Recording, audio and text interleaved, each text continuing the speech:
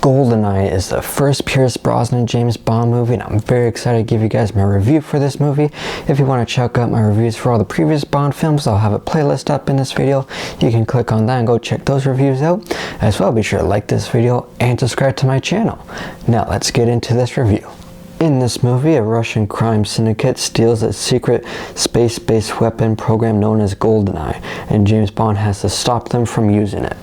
In my opinion, Goldeneye is the best Pierce Brosnan Bond film, and also in my opinion, I think it is one of the best Bond films. For me, it's easily a top 10 Bond film, and one thing that I really like about it is the Cold War aspect this movie has. Like, it sort of recognizes in the movie it's taking place after the Cold War, but it feels like a Cold War film, and I really like that. For me, the other Bond film that really feels like a Cold War movie was From Russia with Love.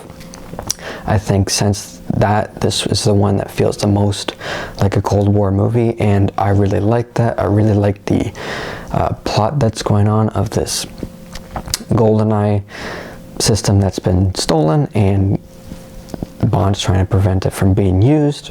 I thought that was great, and I think this movie also has one of the best villains in the franchise, and in my previous reviews, even the movies that I really liked, a lot of the Bond villains are pretty forgettable. I think majority of the Bond villains I'd find pretty forgettable. They work for the movie but not particularly memorable. I did enjoy the villain in the previous film, License to Kill, but the Bond villain in this, played by Sean Bean, I thought he was really good, and it was a bit of a twist when he was revealed, because at the start of the movie, the villain is another 00 agent and a friend of James Bond, and in the pre-title sequence action scene, he gets killed off, or so we think, and then sort of midway through the movie, he comes back and he's revealed to be the villain, and you understand why he's the villain too, and I thought it really worked, and I thought Sean Bean was great in the role. And I like the scenes that he and Bond had on screen too. Like once they realized, or once Bond realized he was a villain, I thought there's some really good scenes. And I like the action in this movie. There are definitely some action scenes sort of midway through that were quite exciting. Like when Bond's like running around this building trying to escape the Russian guards and like shooting them up, and they're in the library. I thought that was exciting, and it led into a tank/car chase, which was great, where Bond's in a tank chasing people in the cars. I thought that entire sequence was great. This is also the first Bond film to have Judi Dench as M, and I thought she was great in this movie. I've always enjoyed her as M, and I thought she was great from the get-go. There's a really good scene between her and Bond towards the start of this movie when they sort of have their first one-on-one conversation. And I thought it was a great scene that's sort of laying down sort of what they think about each other, but also sort of establishing if they can work together, that sort of thing. I thought it was a great scene. I thought the Bond woman, Natalia, was pretty good in this as well. Not a great Bond woman, but I thought she was better than some of the previous ones in the later films. So I thought she was pretty good, definitely worked for the movie. This movie has a henchwoman who I kind of like, but there are parts I just find to be too weird.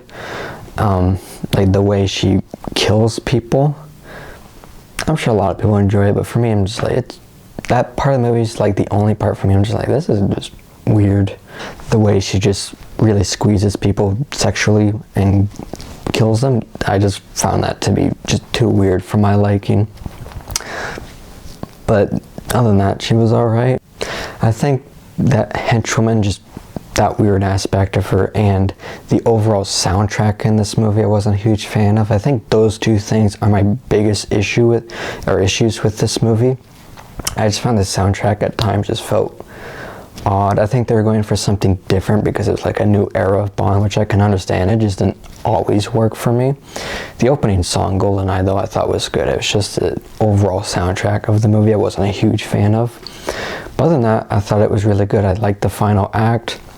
I thought it was pretty exciting. Had some nice sort of tense moments when he has that exploding pen and that one guy, Boris, is fiddling with it, keeps clicking and to activate it, and deactivated by clicking it again. Thought that was pretty good. I thought the final fight between Bond and the villain was pretty good as well. And yeah, overall I thought this was a great Bond film. The action was great. I thought Pierce Brosnan was really good for his first time as Bond.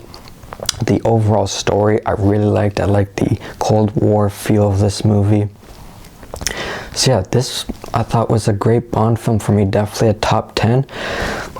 I sort of go back and forth between which one I prefer, between this one and License to Kill. For me, they're going to have the same grade, but it goes back and forth between which one I enjoy more. But this movie's definitely great for me. Easily the best of the Pierce Brosnan Bond films and a top 10 Bond movie. For me, I'm going to give Goldeneye a 90%. Very high score, but I think this movie is absolutely great. If you guys seen it, be sure to let me know what you thought about it, and stay tuned for some more reviews coming soon. And until my next video, take care everybody.